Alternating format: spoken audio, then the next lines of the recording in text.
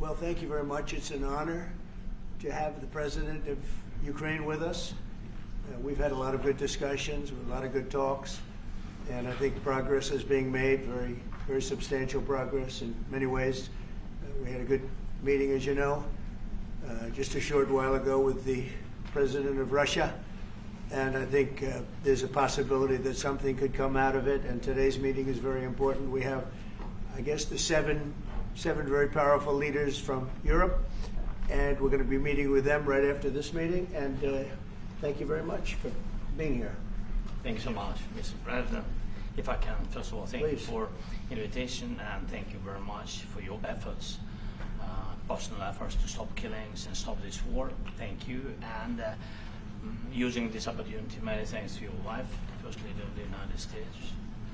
She sent a letter to Putin about our children, abducted children, and my wife, she, First Lady of Ukraine, she gave the letter. It's not to you, to your wife. Oh, I want it. Yeah. So we are saying this sensitive topic, yes, please. And thanks to our partners, and that you supported this format, that after our meeting we can have leaders who are around us, UK and France, Germany, Italy, Finland, EU, NATO, I mean all partners around Ukraine supporting us. Thanks to them, and thank you very much for invitation. Thank you very much for being here. President Trump. Yes, Peter, go ahead. Thank you, President Trump. So, President Zelensky, you say in a post on X today, Russia must end this war, which it itself started. President Trump, you say President Zelensky of Ukraine can end the war with Russia almost immediately if he wants to. Which is it? Yeah, I think that's true. I think we're going to have a meeting. I think if everything works out well today, we'll have a trilat. And I think there will be a reasonable chance of ending the war when we do that. And is this the end of the road for American support for Ukraine? Is today's meeting deal or no deal? I can never say that. It's never the end of the road. People are being killed, and we want to stop that. So I would not say it's the end of the road. No, I think we have a good chance of doing it. It's been almost 4 years now that a lot of people were killed last week. A lot of people last week. I mean, millions of people killed, but a lot of people last week for whatever reason. A big number, a lot of soldiers, on both sides. And I know the president, I know myself, and I believe Vladimir Putin wants to see it ended. And as you met with Putin on Friday, today you've got President Zelensky here. As you listen to Russia and Ukraine, which side has the better cards? Right Well, I don't want to say that. I'm just here to be. Look, this isn't my war. This is Joe Biden's war. He's the one that had a lot to do with this happening, and we want to get it ended. And we want it to end good for everybody. We want it to end good. The people of Ukraine have suffered incredibly. President Zelensky, are you prepared to keep sending Ukrainian troops to their deaths for another couple years, or are you going to agree to redraw the maps? Thank you for your question. So, first of all, we live under each day attacks. You know that today have been a lot of attacks and a lot of wounded people, and the child was dead, small one year and a half. So we need to stop this war, to stop Russia, and we need support, American and European partners, and we will do our best for this. So, and I think we show that we are strong people, and we supported the idea of the United States, of personally of President Trump, to stop this war, to make a diplomatic way of finishing this war, and we are ready for Trilateral, as President said. This is a good signal about Trilateral. I think this is very good. Thank you. Mr. President,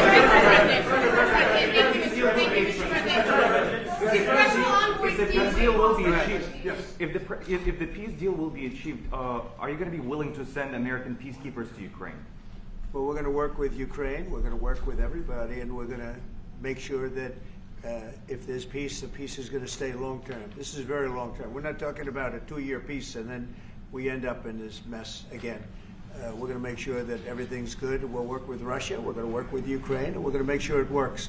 And I think if we can get to peace, it's going to work. I have no doubt about it. Your team has talked about Your team has talked about security guarantees. Could that involve U.S. troops? Would you rule that out in the future? We'll let you know that maybe later today. We're meeting with 7 great leaders of great countries also, and we'll be talking about that. They'll all be involved, but there'll be a lot of help when it comes to security. There's going to be a lot of help. It's going to be good. They are first line of defense because they're there. They're Europe, but we're going to help them out also. We'll be involved. Yes. Mr. President, Vladimir Putin mentioned that the war will not end without addressing the root causes of this war. Have you had an understanding what are the root causes of this war? Well, look, the war is going to end. When it ends, I can't tell you, but the war is going to end, and this gentleman wants it to end, and Vladimir Putin wants it to end. I think the whole world is tired of it, and we're going to get it ended. It was, I've done 6 wars. I've ended 6 wars, and I thought this maybe would be the easiest one, and it's not the easiest one. It's a tough one. A lot of reasons for it. And they'll be talking about it for a long time, but they'll be talking about the others. Look, India, Pakistan, we're talking about the big places. When you look at, you just take a look at some of these wars. You go to Africa and take a look at that. Rwanda and the Congo, Republic of the Congo. That's been going on for 31 years. And so we've done a total of 6, and we really have 6, not including the fact that we obliterated, and it turned out to be a total obliteration, the nuclear, as you said, the future nuclear capability of Iran. And this one, I think we're going to get solved also. I feel confident we're going to get it solved. Like guarantees or like special envoy put forward? Thanks, Mr. President. Can you tell us about your conversations with European leaders and what they need to see to support an end to the war? Yeah, well, we're going to be meeting with a great representative group and 7 very powerful, very big countries and great people, all friends of mine and friends of yours. And we're going to have some suggestions made. They want to see peace. They would like to see peace. Go ahead, please. In the red. President Trump, do you think it's fair to for Ukraine and for Russia to achieve a lasting and durable peace if Ukraine cedes its territories that Russia hasn't yet conquered? Do you think it's a fair peace for Ukraine? We're going to have a lasting peace. Just to answer the first part of your question, we're going to have a lasting peace. I hope it's going to be immediately. I hope it doesn't have to go on. And I think people of the whole world is going to be very happy when that's announced. Yeah, please. Mr. President, you posted on social media, Mr. President, a very touching letter from the First Lady, and the letter was hand-delivered to President Putin, and it calls for an end to the war, essentially, because of the children and the children's future. Why did the First Lady feel that letter was necessary? Was it because she believes that Mr. Putin is the aggressor in the war? Is a similar letter being hand-delivered to President Zelensky? So the First Lady felt very strongly. She's watched the same thing that you watch and that I watch. I see things that you don't get to see, and it's horrible. But when she's got a great love of children, she has a wonderful son that she loves, probably more than anybody, including me. I hate to say it, but she loves her son. She loves children. And she hates to see something like this happening, and that goes for other wars too. I mean, she sees the heartbreak, the parents, the funerals that you see on television. Always funerals. We want to see something other than funerals. No, she felt it was a beautiful letter. It was very well received by him, and she did ask me to say, she would love to see this end. She would love to see it end, and she says it very openly, very proudly, and with great sorrow because so many people have been killed. Mr. President, last week, Brian, go ahead, Brian. Yes, sir. I've got a question for each of you. First of all, Mr. President Zelensky, you look fabulous in that suit. I said the same thing. Yeah, you look good. I said the same thing. Yeah. Isn't that nice? That's the one that attacked you last time. See, now he's. I remember that. I love that. You look wonderful. No, my first question for you, But President you Zelensky. are in the same suit. You see, I changed, you are not. Maybe yours is much better. Yes, Real please. quickly, upon peace, God willing we get peace, are you open to holding an election in your country? Yes, of course. We are open for election, yes. We have to do safety circumstances. And a little bit, we need to work in the parliament, because during the war you can't have elections, but we can do security. We need, maybe, how to say, we need a truth, yes, everywhere, in the battlefield, in the sky, in the sea, yeah, to make possible for people to do democratic, open, legal elections. So you say we are ready. during the war you can't have elections. So let me just say 3.5 years from now. So you mean if we happen to be in a war with somebody, no more elections? Oh, that's good. I wonder what the fake You like news this is. idea? No, this is No. Speaking of news, I got a question for you. This sounds insane for me even to ask this. But do you think the American media really doesn't even want a peace deal? Because they've seen they've been so critical of you every step of the way as you lead the charge for peace. It's an amazing phenomenon. I said that if in the settlement you got Moscow, St. Petersburg, and thousands of miles around them, they would say, I made a bad deal. The level of hatred and animosity is incredible. Not with all. I mean, we have great people up here. We also have terrible people up there that I think are told what to say.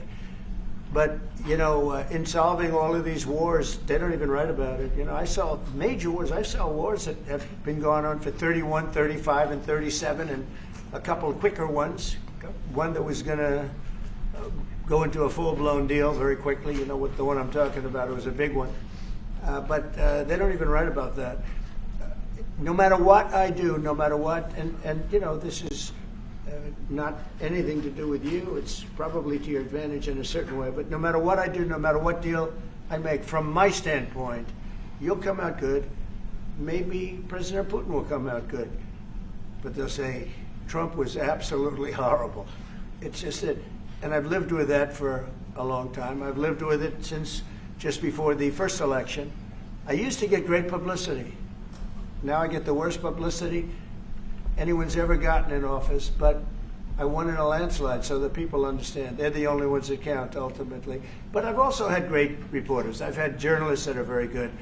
But it's very sad when you do the right thing. As an example, they said, because of the fact that Vladimir Putin came to American soil, this was a tremendous defeat for Donald Trump. No, it was really wonderful that he did it.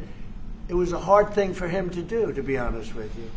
It was the opposite of what they said, but they said it. Now, if he didn't come, they'd say that was also bad for Trump. You know, there's no way. And there's just a great dishonesty of the press, and I think that's why it's lost its credibility. You know, its credibility is at an all-time low.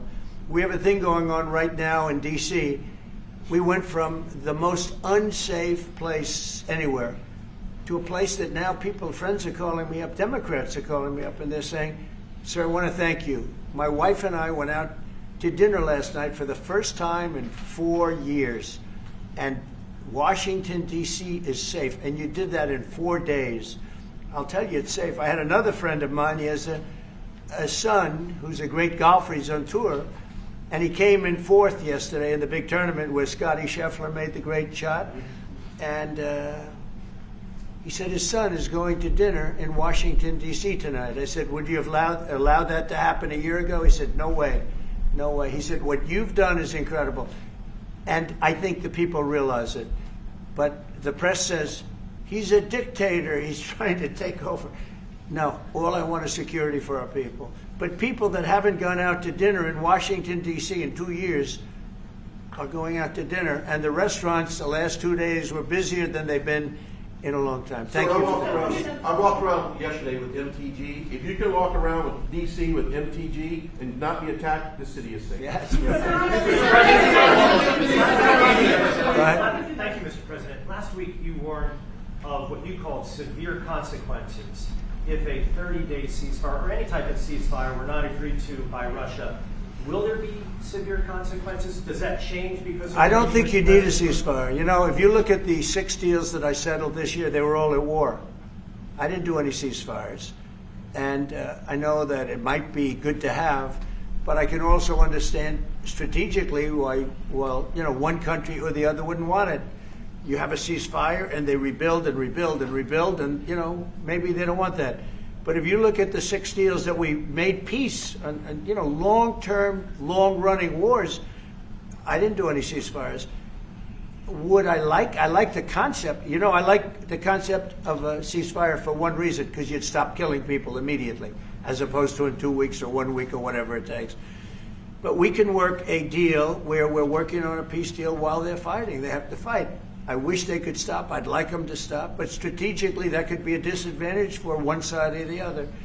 But all of these deals I made without even the mention of the words ceasefire.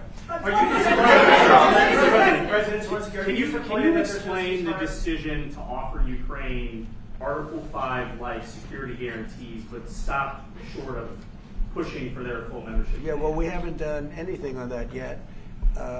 If you look back and you go back long before President Putin, it was always a statement that they would never allow Ukraine into NATO. So that was a statement that was made, but we haven't discussed any of that yet. We're going to be discussing it today.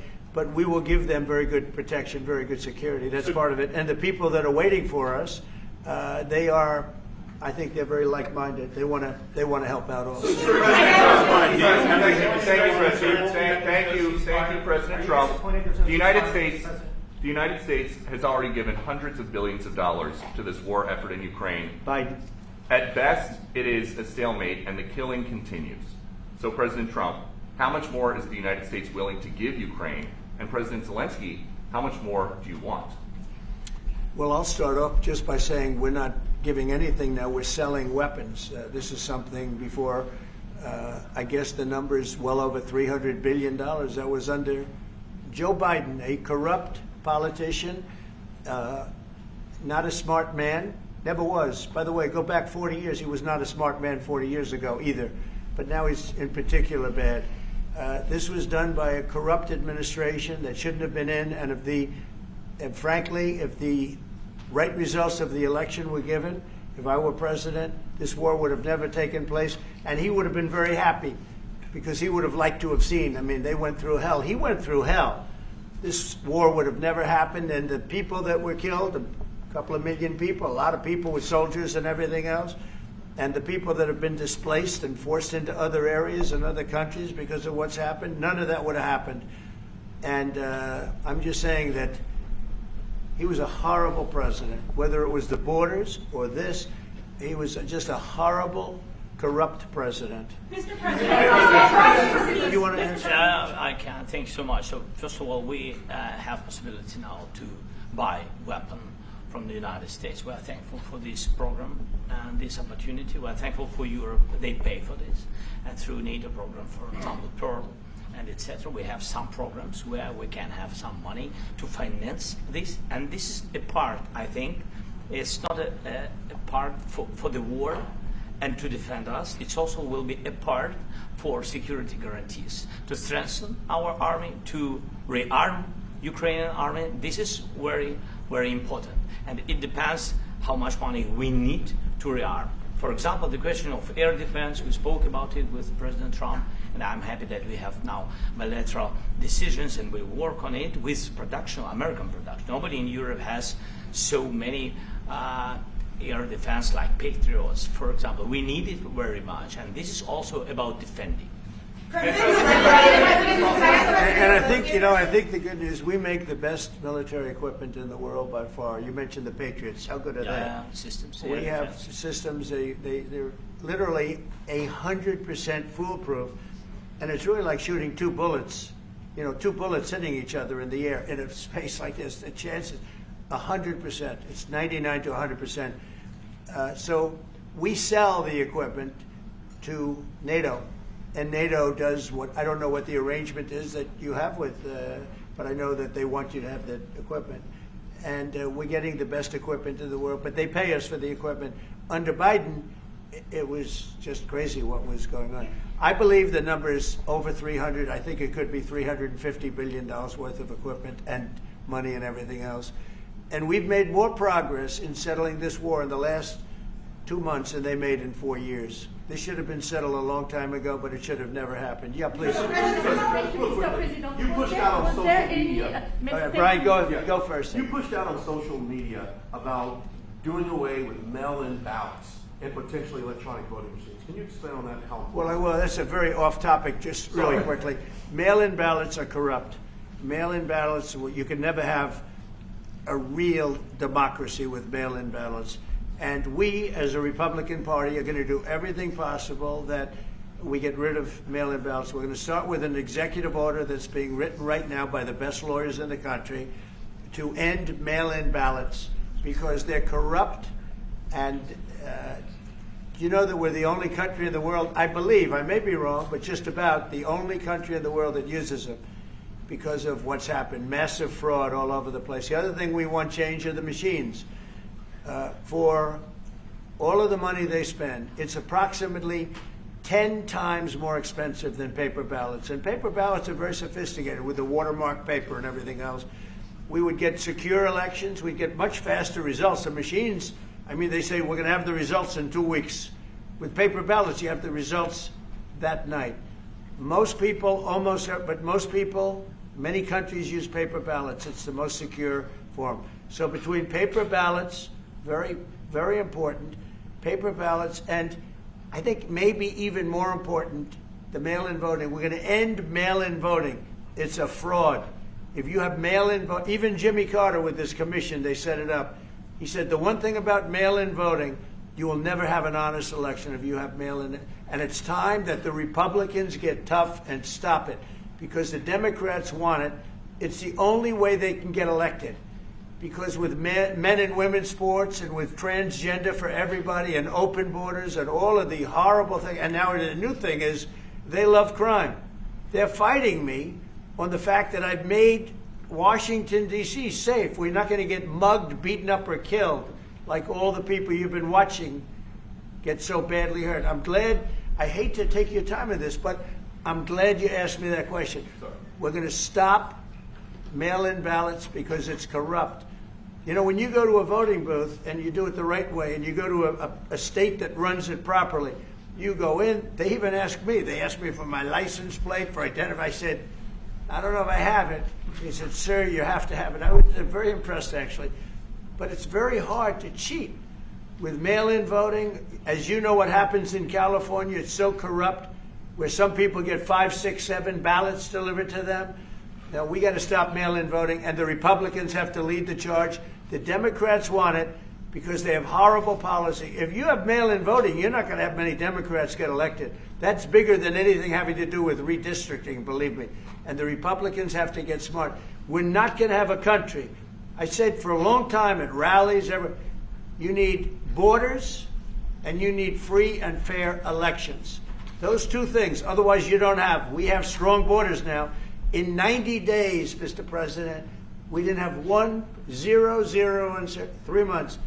Not one person came in illegally into our country. In fact, even I find that hard to believe, but it's run by a little bit of a liberal group that put out the numbers, so I guess it's, but 0, 0, and 0. You go back a year ago, 2 years ago, 3, millions of people poured into our country. It was terrible. Thank you very much. What guarantees do you need from President Trump to be able to make a deal? Is it American troops, intelligence, equipment? What is it? Everything. And really, it includes 2 parts. First, strong Ukrainian army. That's what I began to discuss with your colleagues. And it's a lot about weapon and then people and training missions and intelligence. And second, we will discuss with our partners. It depends on the big countries, on the United States, on a lot of our friends. Mr. President, are you going to commit American troops to that NATO-like protection in order to get President Zelensky to a deal today? Well, I don't know if you define it that way, but NATO-like, I mean, we're going to give, we have people waiting in another room right now. They're all here from Europe, biggest people in Europe. and they want to give protection. They feel very strongly about it, and we'll help them out with that. I think it's very important. I think it's very important to get the deal done. Please go ahead. You've been involved to the peacekeeping in Ukraine since your first day in the administration. What would you say to the Ukrainian people right now who are suffering under the Russian attacks and hoping that the American people will stand with them? Well, I know Ukrainian people. I've known many over the years. They're great people. They're smart. They're energetic. They love their country. I mean, they love their country, and we want to get this war ended. That's all I can do. I love the Ukrainian people, but I love all people. I love the Russian people. I love them all. I want to get the war stopped. Very important. Was there any aspect of your discussion with Vladimir Putin that left you disappointed? Look, we just spoke to, I was just telling the president, I just spoke to President Putin indirectly, and we're going to have a phone call right after these meetings today. And we may or may not have a trilat. If we don't have a trilat, then the fighting continues. And if we do, we have a good chance. I think if we have a trilat, there's a good chance of maybe ending it. But he's expecting my call when we're finished with this meeting. Thank you very much.